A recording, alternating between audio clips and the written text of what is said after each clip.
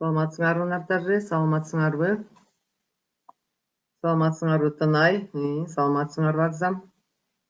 Саламатсыңарбы? Маанайыңар жакшыбы? Саламатсыңарбы? Саламатсыңарбы? Саламатсыңарбы? Сабакка даярсыңарбы? Маанайыңар жакшыбы? Саламатсыңарбы? Үй тапшырмаларды аткардыңарбы? Саламатсыңар Динара, биз деген мына биринчи чейректи балдар аяктап жатабыз. Саламатсыңарбы Санжар, туура азыр сабакка даяр болсоңор сабакты кезектеги кыргыз тил сабагын баштайбыз. Биздин сабагыбыз бир эле сабак калды эми балдар. Биринчи чейректи тилекке каршы дагы онлайн менен бүтүп атабыз. Эми бир уроктон, бир сабактан кийин биринчи чейрек бүтөт. Вот Агзам, 30-сында акыркы сабагыбызды 5-нчи күнү. Ошо бойдон биз биринчи чейректи аяктайбыз. Анда эмесе балдар сабагыбызды баштайбыз. Эрежелерди эсибизге салалы балдар, убакыт аз. Келгиле сабакка тезирээктен киришели. Алтын эрежелерди эсибизге сактасак, сабакты кун коюп угуп көрөбүз. Берилген тапшырмаларга жооп беребиз. Сабакка активдүү катышабыз. Эми ошол мен силерден Я классты дагы текшерип жатам. Я класстан дагы ошол ким кандай баалары менде коюлган бар. Контрольная работа, контрольная работа, ребята, вот сегодня я вам по Я классу отправлю контрольные тесты. Вот это и будет у вас и контрольная работа, понятно?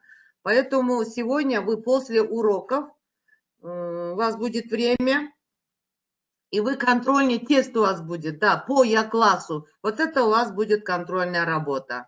Белгиланды эмесе бүгүн 28 октябрь, шаршемби, жаңы сабакты баштайбыз. Жок, эчтеке дептерге жазып койгула. Число пишите вот на рабочий тетрадь. Сегодня у вас будет көнүгүштө упражнение работа над упражнениями болот бүгүнкү сабактар. Кийинки сабак уже кайталоо. Биз сабакта эчтеме кылбайбыз, эч нерсе. Биз ошо Я класстан берем, да, мен силерге контрольная работа будет у вас по Я классу, ребята. То есть тест, тестовые вопросы. Не как обычно, а намного больше будет. Намного больше. То есть не 6-5 вопросов, а будет 10-12 вопросов. Поэтому вот это у вас будет контрольная работа. Анда бүгүн 28 октябрь, шаршемби, балдар күз мезгили. Мына күз мезгилин көрүп турасыңар, карасаңар кандай сонун. Жалбырактар жашыл, сары, кызыл, мынакей кызылдары жерде жатат, мынакей кызылдары. Кандай сонун, күз мезгили жагабы силерге? Абдан жагат. Күз мезгили бизге абдан жагат, балдар. Кеттик, анда эмесе өтүлгөн сабакты кайталайбыз. Азыр кайсы мезгили? Ким айтат? Азыр кайсы мезгили? Азыр кайсы мезгил? Азыр толук жооп бересиз. Азыр кайсы мезгил? Туура, Агзам, күз мезгили. Биз силер менен кайсы макалды үйрөндүк? Кайсы макалды үйрөндүк? Үйдөн кайсы макалды үйрөндүк? Мына мен азыр биз класста болсок, мен силерден макалдарды, бат айтмаларды сурамакмын. Туура, азыр күз мезгили. Биз кайсы макалды билебиз силер менен? Күз жөнүндө. Күз жөнүндө кайсы макалды үйрөндүк, балдар? Күзүндө чыгынбаган, кышында жылынбайт. Туура, күзүндө чыгынбаган Агзам, кышында жылынбайт. Же болбосо ким иштебесе ал тиштебейт. Туура эмес жазып атасыңар. Анда чогуу кайталайбыз, анан жаңылмачты кайталайбыз. Кана кайсы жаңылмачты билебиз? Мунун баарын биз өткөн сабакта өткөнбүз. Апам алмадан үчтү үздү, алмуруттан үчтү үздү, жетпеген күйүсө жерге барып түштү. Мага муну Арсен айтып берип атат. Арсен видео кылып мага бүт жөнөттү. Макалды да айтып берди Арсен Бегалиев из 4 В. Бегалиев, Арсен Бегалиев из 4 В. Он меня видео отправил мне по видео по WhatsApp. Он мне рассказывал макалды и скороговорку. Биз ушуларды билишибиз керек. Мына күзүндө чыгынбаган кышында жылынбайт, ким иштебесе ал тиштебейт. Жаңылмач болсо, апам алмадан үчтүүзү, алмуруттан үчтүүзү жебегенин, жетпегенин күбөсө жерге барып түштүштү. Же болбосо биринчи жаңылмашты эстегиле. Эсеп оңой чечилет. Эгер кулакты өшөсөк, антпегенде кечигат, алып кошуп берсек. Мына ушулардын баарын биз билишибиз керек. Ушунун баары четвертной оценкага кетет, балдар. Макалды үйрөнөбүз. Эгерде ким азыр билбесе, кеттик кайталайбыз. Күзүндө чыгынбаган, кышында жылынбайт. Дагы бир жолу кайталайбыз. Күзүндө чыгынбаган, кышында жылынбайт. Ким иштебесе, ал тиштебейт. Бул макалды силер сөзсүз билишиңер керек, балдар. Мына четвертной оценкага ушулар кетет. Четвертной оценкага ушу макалдарды билсеңер. Скороговорка. Апам алмадан үчтүүзү, алмуруттан үчтүүзү жетпегенин күбөсө жерге барып түштүштү. Ушул бат айтманы билишиңер керек, айтып беришиңер керек. Булардын баарын биз 4 класстын аягында дагы тест болот. Мына ошондо дагы ушуларды биз айтышыбыз керек. Мына ошондуктан мен силерди муну ар бир сабакта кайдалап жатам, балдар. Ар бир сабакта. Мы не должны забыть их. Мы должны запомнить. До конце в 4 классе, еще в 5 классе они вам нужны. Поэтому, ребята, это они скороговорка, то есть батайтма, макал, пословица, они всегда вам, вы всегда должны знать. Поэтому мы на каждом уроке повторяем их. Бүгүн, балдар, жаңы сабагыбыз, көнүгүч дейбиз. Дептер, калемсабыңарды алгыла. Мына дептер, калемсап. Деттик, балдар, максаты. Көнүгүүлөр менен иштейбиз, работа над упражнением. Второе, тапшырмаларды аткарабыз, жана күз мезгилине тиешелүү сөздөр менен иштейбиз. Выполняем ряд заданий, работаем словами, касающимися к осени. Третье, активдүү жана тартиптүү болууга үйрөнөбүз. Учимся быть активным и воспитанными, ребята. Дальше. Мына көнүгүүлөрдү аткарабыз бүгүн. Биз текст окубайбыз, жаңы сөз жазбайбыз. Мы выполняем көнүгүү, выполняем упражнения. То есть мы закругляемся и завершаем первый четверть. Поэтому нам нужно будет работать над упражнениями. Ребята, келгиле, сөздөрдү туура, сөздөрдү ордордуна коебуз. То есть касающиеся к осени слова. Нет, это мы не пишем сейчас. Вы обратите внимание, мы дальше, вот дальше упражнение будет, и мы пишем тогда. Да, из текста күзгү токой. Вспомнили, да? Молодцы.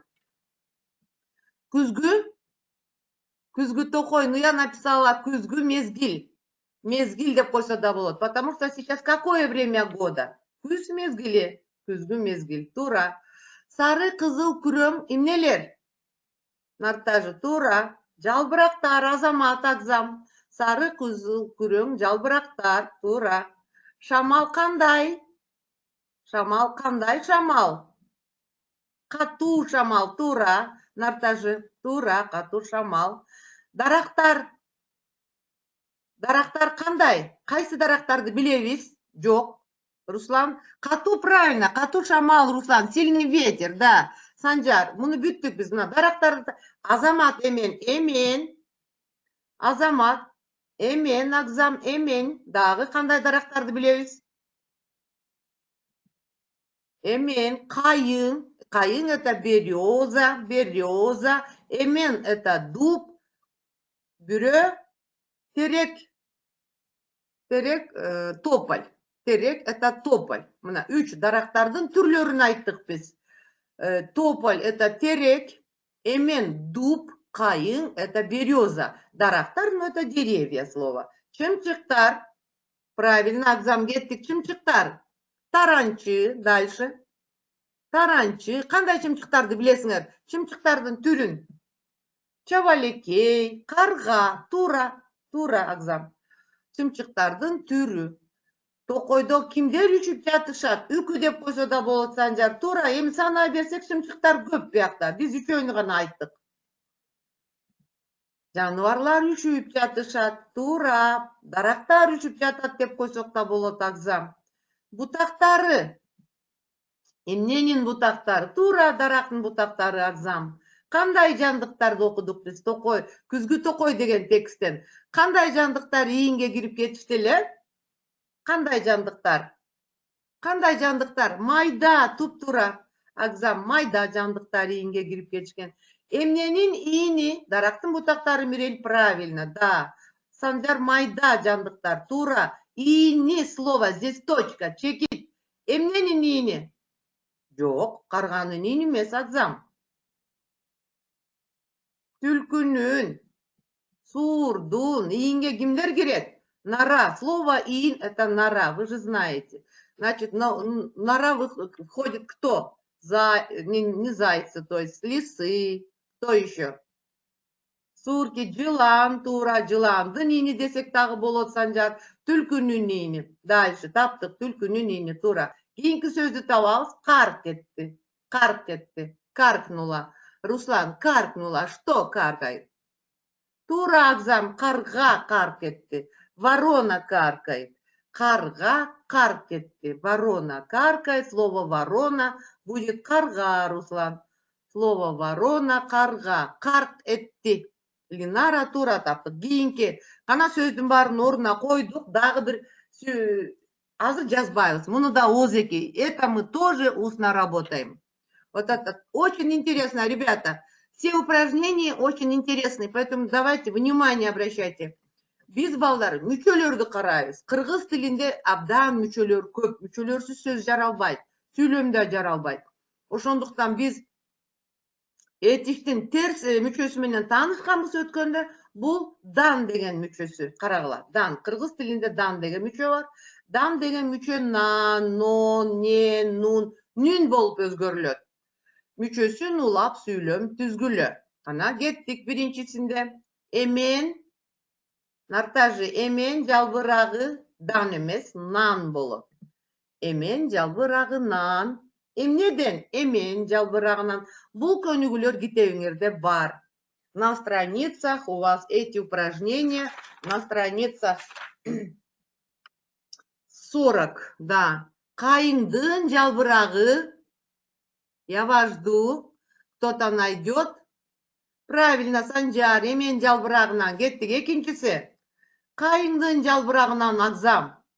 Дан эмес, нан. Кайыңдын жалбырагынан. Дальше, үчүнчү. Тура, Нартажи. Кара, нан. Нан деген. Нан это не хлеб, а окончание. Окончание, смотрите. Это окончание, правильное окончание. То есть первое. Из листья дуба переводится первое предложение. Из листья слово жалбырак же. Из листья дуба, дуб слово эмен. Из листьев березы, кайыңдын жалбырагынан. Карагай ели. Еловой из леса ели. Токою нам правильно, тура, токою нан. Карагай токою нан. Карганын четвертое. Карганын үнү. Какое окончание? Нет. Нён. Не нун. Карганын үнү нён. Голос вороны. Голос вороны. Карганын үнү нён. Правильно, Тынай. Таранчу это воробушка, воробешка. Таранчынын уясы. Нан. Правильно. Слово нора это иин. Түлкүнүн. Түлкү это лиса. Значит, из лисы, но правильно, нён. Түлкүнүн ини нен. Вот здесь должно было, да, нен, правильно. Түлкүнүн ини нен. Ини нен, тура. Түлкүнүн ини нен.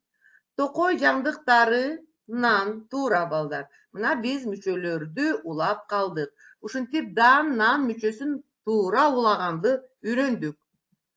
Азыр дагы көнүгүү. Муну да жазбайбыз. Мы здесь тоже устно работаем. Сейчас следующий көнүгүү, наверное, мы пишем. Турабы же тура эмес. Проверяем, верно, неверно. Вместо точек ставим из этих слов правильное слово.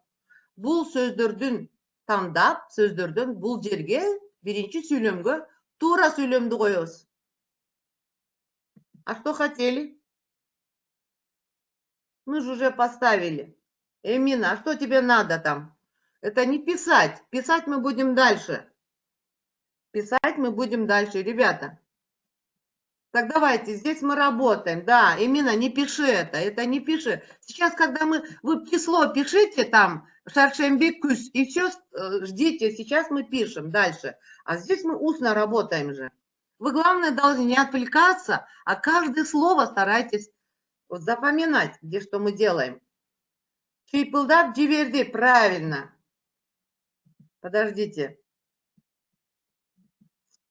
Здесь, оказывается, мы сами поставим. Подсказка у вас нет. Вот подсказки. Видите? Выберите. Правильно. Таранчы чыйпылдап жиберди. Молодец, Руслан. Слово таранчы – это воробей. Первым нашел Руслан. Таранчы чыйпылдап. Тура нартажы. Таранчы чыйпылдап жиберди. Азаматсыңар. Второе. Тоңуп калыптыр. Замерз. Правильно, Санжар. Таранчы чыйпылдап жиберди. Кеттик, и второе найдем слово. Из слов карга, жөжө, мы таранчы выбрали таранчы, чымчык. Эти все птицы. Су тоңуп калыптыр. Правильно, молодец. Су, Линара, правильно. Из этих слов мы выбрали одно слово су. То есть вода замерзала. Вот, тоңуп калыптыр. Су, тоңуп калыптыр. Правильно. Второе. Түшүп калган. Нет. Түшүп калган. Су тоңуп калды, Тынай, тура. Тынай, Санжар, тура. Су тоңуп калыптыр. Эми үчүнчүсүн түшүп. Азамат нартажы. Жалбырактар түшүп калган. Эмне түшүп калган? Жалбырактар түшүп калган. То есть без тура варианттарын таптык. Значит, мы нашли правильные варианты из этих предложений. Упали в слово, выпавшие слова мы ставили на свое место. То есть первое, чымчык, таранчы чыйпылдап жиберди, первое, второе, су тоңуп калыптыр, второе, третье, жалбырактар түшүп калган. Тура, бул дагы күздүн белгилери, балдар. Кийинкисине кеттик. Азыр сүрөттөрдү чечмелеп окуйбуз. Кайталап атабыз муну. Раскрываем картинки, ставим правильно слово. Токойдогу эмне тоңуп калды? Кийинки мурунку ишке байланыштуу. Токойдогу лужа. Вспомните, как будет правильно слово лужа. Азамат Акзам, көлчүк. Токойдогу көлчүк тоңуп калыптыр, Азамат. Дарактардын тура нартажы көлчүк тоңуп калган. Тура, токойдогу көлчүк тоңуп калыптыр, Санжар. Жалбырактар, Азамат нартажы, дарактардын жалбырактары түшүп калган, Азамат сыңар нартажы. Ким чыйпылдап жиберди? Тура, Линара. Жалбырактар, да. Таранчы чыйпылдап жиберди, нартажы. Первая нашла Азамат, таранчы чыйпылдап жиберди. Күзгү токойдо эмнелер үшүп жатат, балдар? Эмен, дарактар деп койсок болот, баарын санабай эле. Кайыңдар, теректер, дарактар үшүп жатышат. Майда жандыктар деп койсок дагы болот. Тура. Мына майда жандыктар эмнеге кирип алышты? Нара, ийин, Азамат нартажы, ийинге кирип алышты. Кимдер жемиздешет?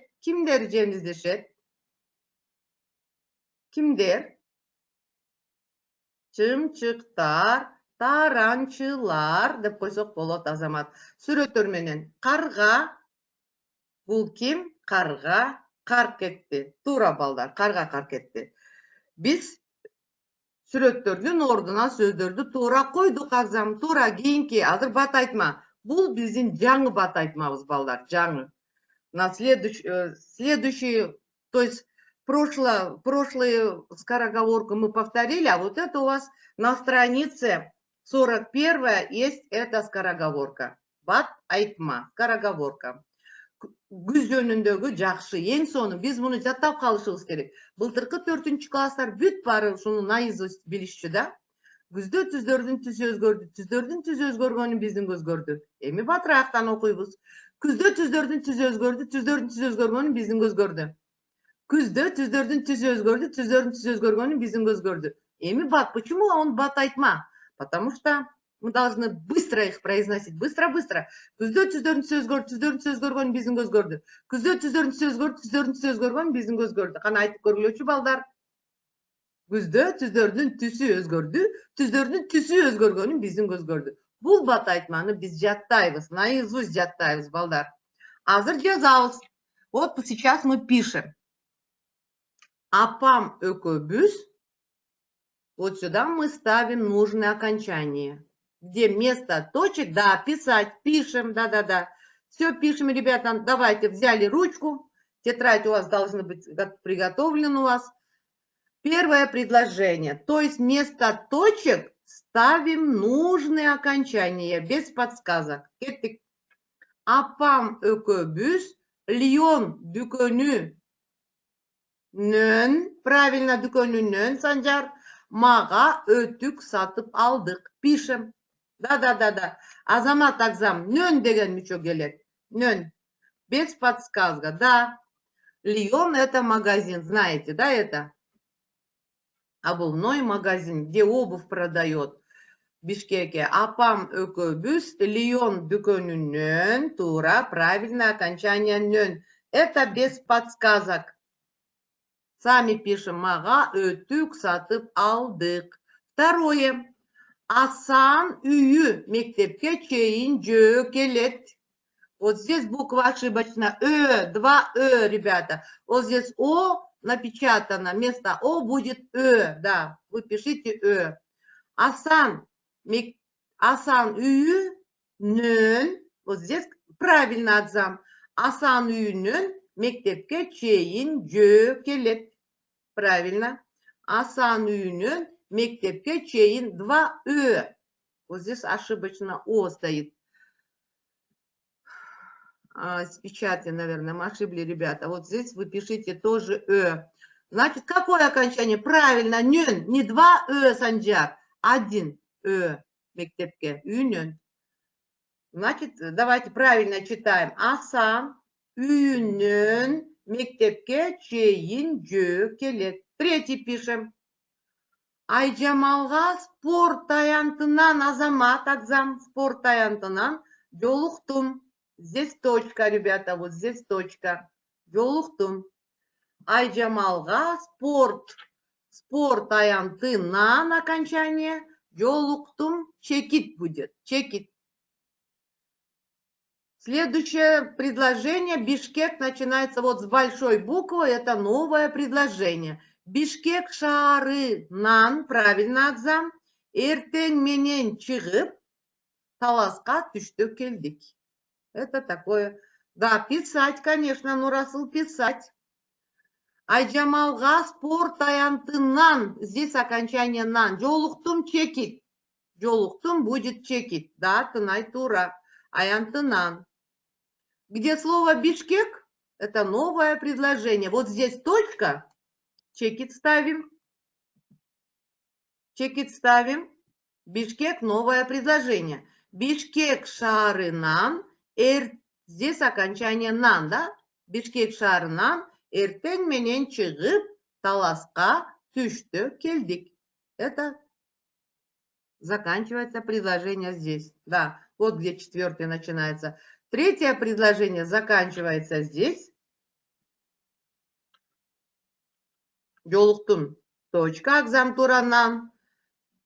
Тура, атам кече Москва шаарынан учуп келди, Азамат. Тура, Москва шаарынан учуп келди. Тура, балдар. Биз Ала Тоо аянтынан өтүп бара жатабыз. Тура, здесь тоже окончание нан.